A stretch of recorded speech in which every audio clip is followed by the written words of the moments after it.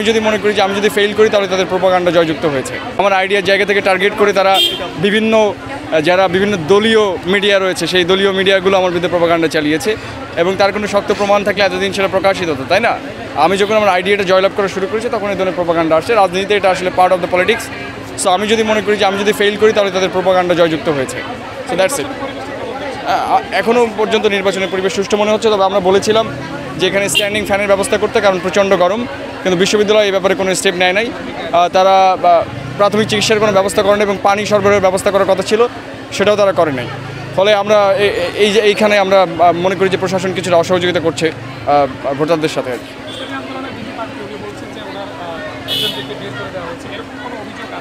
আমি এই অভিযোগ শুনে আসলাম। ইসলামী আন্দোলনের আমার এক বন্ধু আছে আমার সেশনের, উনি ইলেকশন করছেন, তাদের পোলিং এজেন্টের নাম ইউনিভার্সিটি নাকি প্রকাশ করে না। এটা অন্যায় হয়েছে এবং আমরা বলি যে বিশ্ববিদ্যালয় কেন এটা করেছে তার জবাবদিহিতা তাদের করা উচিত। Thank you.